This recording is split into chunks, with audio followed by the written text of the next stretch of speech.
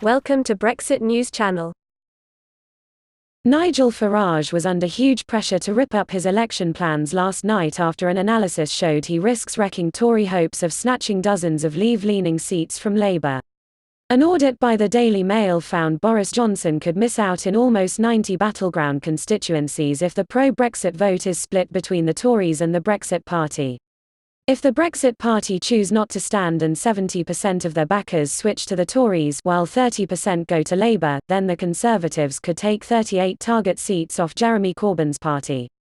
Mr Johnson could win a further 50 Labour-held seats if all those forecast to vote for the Brexit Party instead switch their support to him.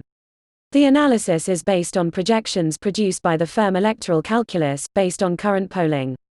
Mr Farage, who will launch the Brexit Party's campaign tomorrow morning in London, has suggested he will target Leave-backing seats in Labour's northern heartlands rather than those held by Tory Eurosceptics.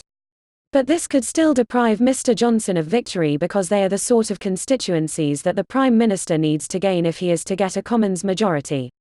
The Electoral Calculus projections, using the latest national polling, show there are swathes of seats currently held by Labour, which the Tories are now in touching distance of snatching.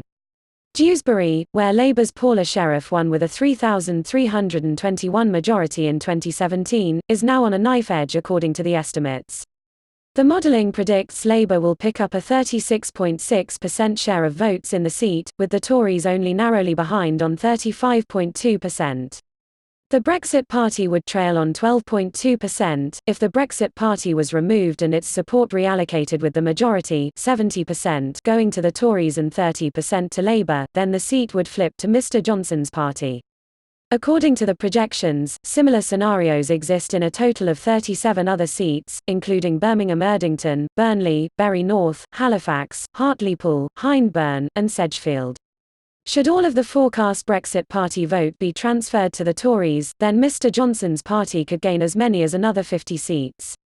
The Brexit Party will kickstart its election campaign at an event tomorrow morning featuring Mr Farage and surprise guest speakers. It is expected to reveal how many candidates it will field and where they will stand. Mr Farage and the party's chairman Richard Tice are also likely to announce which constituencies they will run in. It will be Mr Farage's eighth attempt at becoming an MP. The party is understood to be engulfed in a behind-the-scenes row over how many seats to contest, with some MEPs threatening to quit if they create difficulties for the Tories and others saying they will go if they withdraw candidates in hundreds of constituencies. Mr Farage had originally said that the party would field 600 to fight nearly every seat in the UK, except for Northern Ireland. Yesterday he refused to rule out the prospect of the Brexit Party withdrawing hundreds of candidates in order to target a small number of Labour-held seats. Mr Farage said, "I've ruled nothing in, I've ruled nothing out. I am making a completely neutral comment ahead of our launch," but elections expert and Tory peer Robert Hayward said there was no certainty that the withdrawal of Brexit Party candidates would automatically help the Tories. He conceded, in large swathes of the Midlands, North and Wales, Brexit voters are ex-Labour voters and would, to misuse a well-known phrase or saying, rather die in a ditch than vote Tory. The Trump bombshell came as Labour's anti-Semitism crisis burst into the open on day one of Jeremy Corbyn's election battle yesterday, as the party's Jewish affiliate refused to campaign for him to be Prime Minister. For the first time in its 100-year history, the Jewish Labour movement effectively went on strike, saying it would no longer send out activists to support candidates across the country. In a damning statement, the movement said Jeremy Corbyn had allowed a culture of anti-Semitism to emerge and fester. It came as a rabbi took the unprecedented step of writing to his congregation, warning a Corbyn-led government would pose a danger to Jewish life as we know it. Dr. Jonathan Romaine urged those who attend his Maidenhead synagogue to vote for whatever political party stands the best chance of beating Labour candidates. Labour is being investigated by the Equality and Human Rights Commission over whether it is guilty of institutional anti-Semitism. Earlier this year the JLM's parliamentary chairman Luciana Berger left the Labour Party, citing anti-Semitic bullying. She was followed last month by Honorary President Dame Louise Ellman. The movement is one of the oldest socialist societies affiliated to Labour, and at an election it would be expected to send out activists. This time it said it will only support exceptional candidates such as its parliamentary chair Ruth Smeeth, and other MPs it views as having been supportive.